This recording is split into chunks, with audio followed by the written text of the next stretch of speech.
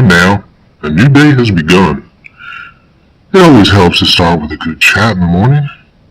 And we understand that your collective is an armed island. We respect that tradition, though Jefferson did tell us that the tree of liberty must be refreshed from time to time with the blood of patriots and tyrants. Now don't worry. If you continue to work, all will be well, but if advice is not recovered in a reasonable time, we will be forced to take drastic measures. There are several APOC propaganda monuments in the area that will be eliminated shortly, one way or the other. If you finish your studies, we will give warning to the citizens before the monuments are removed. The 1920s seemed like a prosperous time. Employment was up, inflation was almost non-existent, production was up, per capita income was up, and it really seemed to support the laissez-faire capitalist practices of the Republicans that were in office during the 1920s. The problem was that this prosperity was mostly an illusion. There were signs throughout the 1920s and actually leading into the 1930s that the prosperity was about to crash, and eventually we can look back with hindsight and see why it crashed. During the 1920s, the income gap grew. The wealthy were getting wealthier, they were getting a higher proportion of the income, and the poor were getting more poor. In fact, a majority of the population was living below the poverty line, which would be about $2,500 in 1929. Today, that's roughly equivalent to about $13,000 a year. So wages were falling even though productivity was up. Workers were working harder but not getting paid as much. This means that the companies that were making all this money were not passing on the prosperity. They were not giving their workers higher wages, which means that even though we have this new consumer economy, the workers couldn't even buy the products that they were making, oftentimes. This triggered that installment buying that we saw. Now, this is like that sugar rush for the economy. The population, middle class especially, the working class as well, were buying items on credit. But by the end of the 1920s, all of the installment credit had been taken up, and people had to start paying their bills back. They had run out of credit. This led to a drop in demand. That drop in demand meant that there was going to be a drop in spending. That drop in spending meant that the factories and the businesses had to lay off workers, which the cyclical nature of this means that once they laid off workers, the demand went down, spending goes down, which means more layoffs and so forth. So it's this vicious cycle that the country got into. One key misconception we need to avoid. The stock market crash did not cause the Great Depression. The Great Depression was caused by all of these other factors: overproduction, the wage gap, the income gap. The stock market crash signaled the start of the Great Depression. Much like when I sneeze, that doesn't cause my cold. It's merely a signal that I have a cold. During World War I, farmers were prospering in the United States. This is largely a result of supply and demand. During the war in Europe, there was very little in the way of farming going on because of the war-ravaged geography, as well as the fact that an entire generation of young farming-age men were expected to be at war. But in the 1920s, once the war is over, Europe is able to put that land back in production, and now American farmers were facing international competition. Again, using supply and demand, with this competition, there's more supply available, which drives down the prices of farm products. This is very similar to the 1890s when we saw the populist movement emerge. Farmers in 1920 were facing debt problems and tax problems because they weren't able to get as much for their crops. As farmers began to default on their loans, the banks began to lose money. If enough farmers defaulted on their loans, well, this means that the banks might actually crash. And when a bank crashed, all of the account holders in there lost whatever savings or checking account monies that they had. So this hurt everybody when a bank failed. Now, this is all before the Great Depression hits during the 1920s. In fact, it's estimated about 25% of farms are going to be defaulted on prior to the Great Depression. It's a cyclical thing again. Bank failures meant that there's less money available to be loaned out for small businesses, and banks that do stay in business are less willing to take the risk of loaning out that money. So when there's less money to loan out, that means that those businesses can't expand or be created and hire more people, which means there's less jobs. Less jobs means that there's less demand. Less demand means that less people are spending, which means layoffs, which means, again, another turn on that cycle. So farmers in the 1920s had a rough time. The so-called armed protectors of the Constitution use propaganda and inaccurate history to manipulate a poorly educated public. We believe the device we have obtained will allow us to access the government's wireless communication signals. The last generation has forgotten the hardships of those that came before, but for those that remain vigilant, we should remember Thomas Paine's words, "These are the times that try men's souls." The summer soldier and the sunshine patriot will, in this crisis, shrink from the service of his country. We need to re-educate the population. If that doesn't work, we expect that you will serve appropriately. Please continue to obtain the information while we decide our next steps. During the 1920s, the United States saw the Republican administration that had taken over, starting with Warren Harding and then Calvin Coolidge, and eventually with Herbert Hoover, overturned many of the pre-World War I progressive pieces of legislation that were designed to get rid of the monopolies and promote competition within the economy. This meant that there was a rollback towards laissez-faire policies. Under the Harding and Coolidge administration, they worked to limit government regulations, to stop protecting union rights as well. They overturned the legacy of the Sherman Antitrust Act and the trust-busting Teddy Roosevelt and Woodrow Wilson's efforts too. So this laissez-faire environment led to an increasingly powerful corporation element within the government.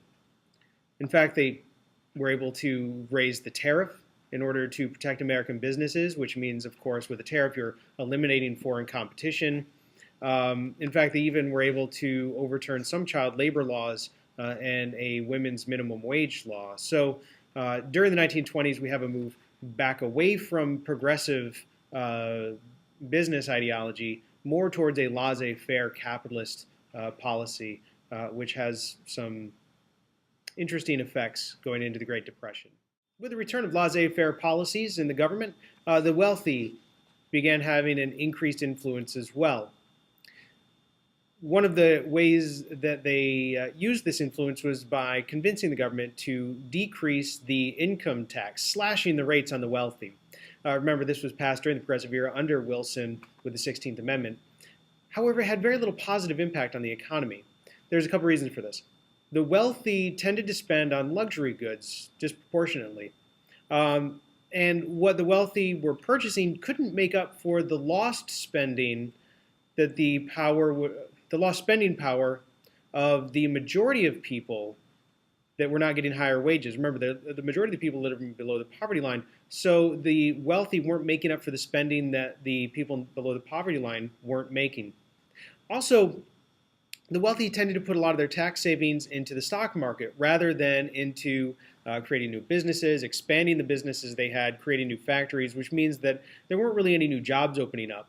Because there weren't any of those new jobs, that means that the consumer spending is still very low, demand is still very low, and that's going to have other implications. What they were spending their money on was the stocks, and because of this, we often refer to this as speculation, essentially gambling in the stock market.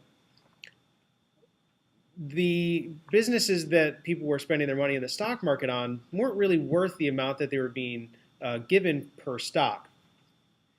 So most businesses couldn't give a return on the investment that was assumed by the value of the price of the stock because of the low demand, which means that the value of the stock was false. The value of the stock was not worth what people thought it was worth. It was overinflated. After overproducing throughout the 1920s and then slowing on that production leading towards the end of the 1920s, these businesses that now had these overvalued stocks were beginning to seem overvalued. And the investors began to question the true value of the stocks. And in this system, once the value of the stock is being questioned, everything sort of falls apart. That organization that you call APOC must be reminded that every government degenerates when trusted to the rulers of the people alone. The people themselves are its only safe depositories. That vile official believed that he had safeguarded APOC from the people, but we the people will not be dissuaded. When one thinks of the Great Depression, one often thinks of the stock market crash of 1929. Please remember, though, that stock market crash is a symptom of the Great Depression, not a cause of the Great Depression. The stock market crash itself is a result of the 1920s installment buying culture and the get-rich-quick mentality of the era. The stock market crash was caused partially because there was an assumption that the value of the stocks would always go up. It's also caused by the fact that there is no regulation on the market.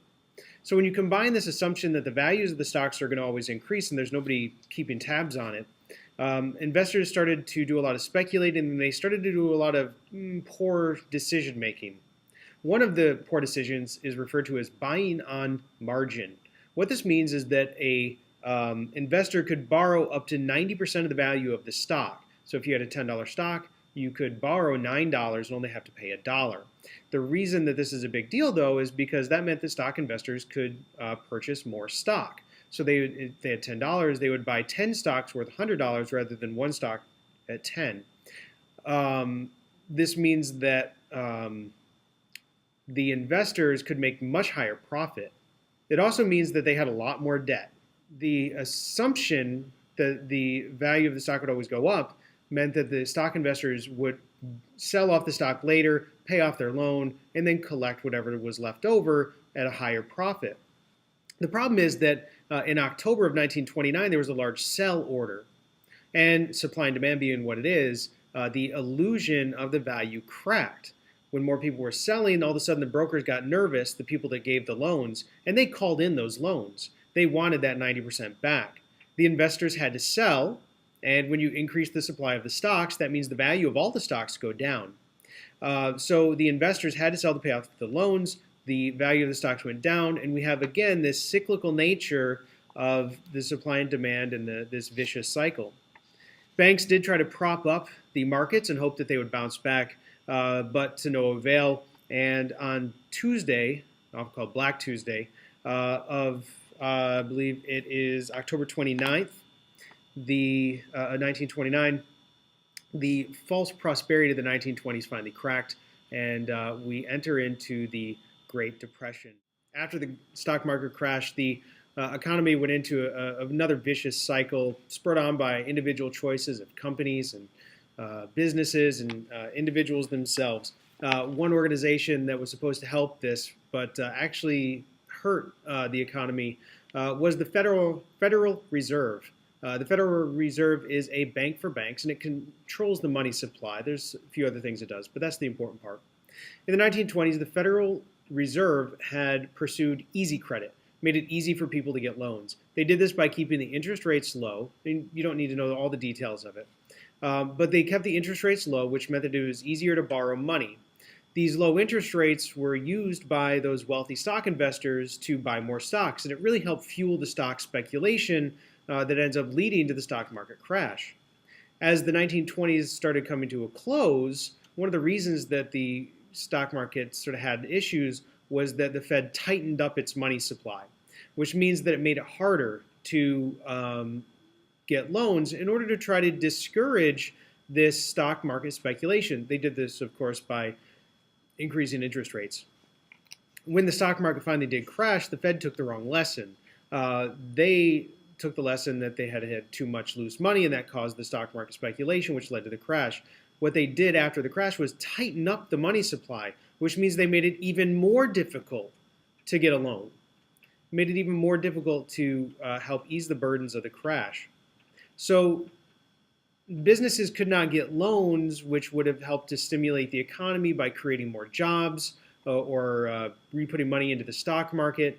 So instead of loosening up the money supply, which may have eased the Great Depression's intensity or length, the Fed actually tightened up money, made it harder to get loans, which is going to also prolong some of the Great Depression experiences. Now, I believe it was Hamilton that said, "Experience is the oracle of truth." Now, I would never claim to be the oracle of enlightenment that our founding fathers were, but it is true that our patriots in this organization have received the truth. If I'm the lamp that has shown the way, well, then so be it. I have faith that in time you will see the truth too. I do like our chats, and I hope that you choose to serve with us.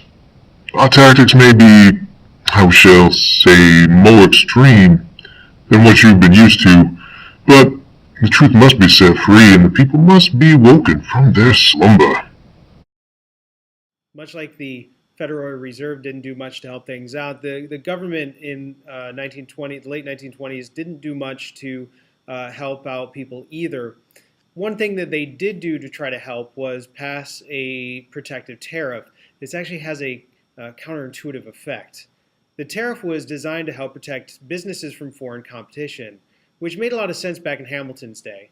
But in this era, people bought more than just locally. Remember, we'd gone through the age of American imperialism where we had this now global marketplace. And what happened when America passed a higher tariff in the 1930s was that it actually led to a depression of international trade, which means with this high tariff, foreigners couldn't sell their products in the United States.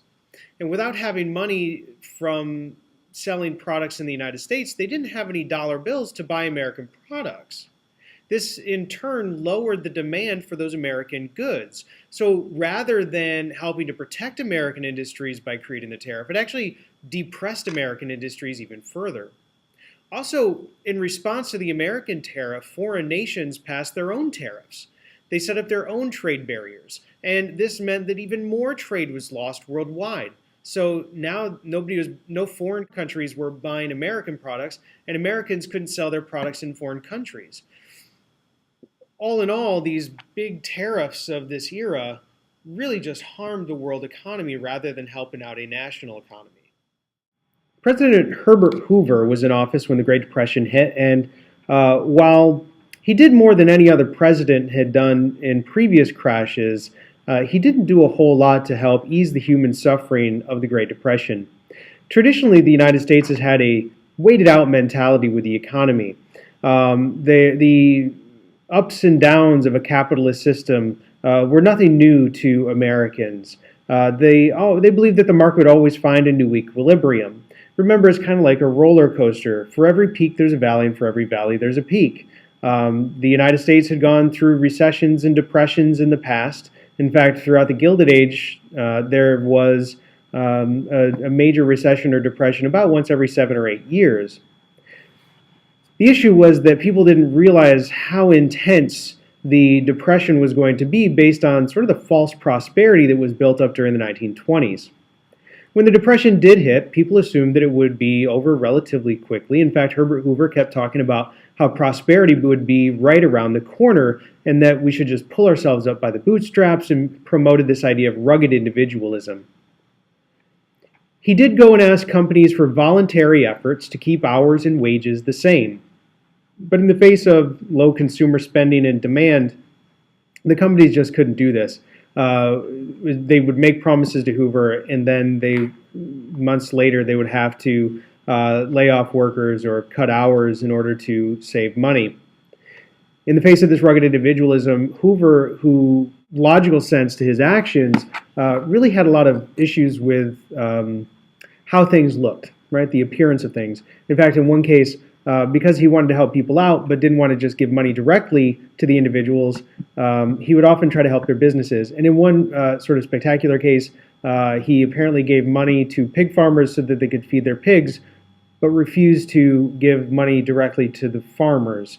Now, makes logical sense. Feed the pigs, then you can sell the pig and feed your family. But the appearance of that was that he cared more about the pigs than the farmers' kids.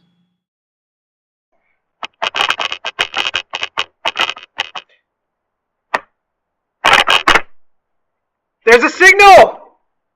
Gamma, I'm seeing a signal! It's weak, but maybe we can go get red. Hey, this means that there's an earpiece. It must be getting the signal. Just hope. 10, if you can hear me. I hope they didn't check for the earpiece. Look, 10, if you can hear me, we're working on a plan for you. The Great Depression was the worst economic disaster to ever hit the United States, especially up to that time. It had a devastating impact on everybody's life. Unemployment rate reached about 25%. If you take out the farm workers and if you look just at industrial workers, that the peak of the Great Depression is about 40% unemployment within the industrial sector. What made matters worse was that the United States had no system of a social safety net, no unemployment insurance. Unable to pay mortgages, unable to pay rent, unable to pay their bills, people just left their homes. They went to the streets, they wandered from town to town, they were looking for jobs.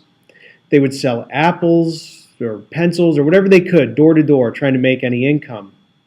If you were lucky enough to have your job, wages cut, hours taken away. Because of this, people stopped purchasing anything but the most essential items. Demand dropped, which meant that there was further layoffs, which meant that prices fell even further and demand fell even further. And the United States has continued to go into this vicious cycle of the Great Depression, largely because of the cyclical nature of this Great Depression. One of the more devastating events during a Great Depression was the bank run. Now, a bank run is when an individual bank has all of its money taken out. Banks don't keep all of your money locked up in the safe. Banks loan that money out to people so that they can start new businesses or build a house, and then that money does come back in over time. That's how banks make a profit. They charge interest on those loans, they make the profit off of that. The problem with a bank run is that when people assume or think that the bank is going to run out of money, everybody runs to the bank to get that money out. But because not all of the money is in the bank, only a fraction of the people that have money in the bank are able to get their money. This means that people panic if they even assume that the bank has a possibility of closing. So it's a panicked rush of withdrawals, and that panicked rush of withdrawal means that the bank is going to collapse. And anybody that has an investment in there that isn't one of the first few people ends up losing their savings as a result. My people tell me, and it is my understanding that you are called a collector, and you're certainly living up to that title. I see how you've been looking at me and my followers. You surely live up to your reputation. You must have heard Madison's advice that all men having power ought to be distrusted to a certain degree. I have some power over you now, but the bonds that hold you here are only partially of my making. You have some agency here. Once you've deciphered the locks, we'll reassess our arrangement, and I believe that you'll find that you will shackle yourself to my cause willingly. Remember the true enemy here. You, my followers, and myself, we're all working towards the same goal. Remember this. Many people are counting on your efforts. Most of them aren't even aware of that. One way or another, they'll find out. The Great Depression had a horrific effect on the human costs in the United States. You're probably familiar with some of the classic scenes of the Great Depression. The soup lines, the bread lines, Hoovervilles, the Dust Bowl, and the Okies that were fleeing the Dust Bowl to California. Where people were, they tended to be undernourished, not having enough food. Schools tended to close because communities couldn't afford to pay the teachers, and some teachers even worked for free. More upsetting was the effect that the Great Depression had on families. Marriages are going to be delayed. Couldn't afford a wedding. Birth rates are going to fall because you don't want to have a baby that you're afraid is going to starve to death. This is actually a classic sign of a bad economy. When the economy is really bad, birth rates fall. When the economy is good, birth rates go up. We're going to see that happen after World War II. When the economy is great, we have the baby boom. But during the Great Depression, the birth rate fell dramatically. Interestingly enough, the divorce rate dropped, but that's because people just weren't hiring lawyers. Many men just abandoned their family during this time. One of the reasons they abandoned the family was because they felt unmanly. Unemployed men couldn't provide, so many men felt shame at that. Women and children are forced to go into the workplace, taking whatever menial job they might find in order to feed their families. So the Great Depression had this tremendous human cost on the population, not economic costs, but just the way that people were being treated and the way that they were felt and the suffering that they went through. During the Great Depression, states and private charities had no way to really make up for the lack of employment. There was no such thing as unemployment insurance at this time, and there certainly wasn't the social safety net that we have in 2015, 16, 17. In order to alleviate the suffering of the Great Depression, many individuals began to look to the federal government. We have this wonderful wealth of letters, the people writing to Franklin Roosevelt and Eleanor Roosevelt after their election, asking for ways to help their husbands find a job or ways to help feed their families. One classic example of this search for the federal government's assistance is called the Bonus Army Marchers. This Bonus Army March was early on in the Depression, right towards the end of Herbert Hoover's term in office. The Bonus Army was a group of veterans that were promised a bonus at the end of the 1930s. They had fought in World War I, and as a thank you, the government had promised them a bonus during that time of great prosperity in the 1920s.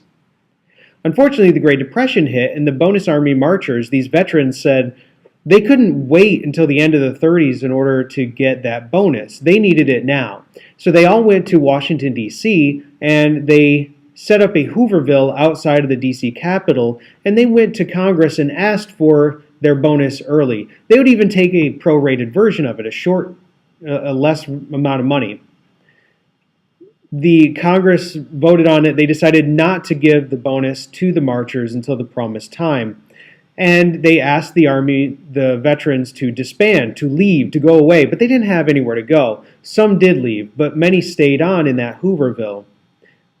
Hoover wants to run as a candidate of law and order. He can't run on his economic record because of the Great Depression. He wants to get reelected.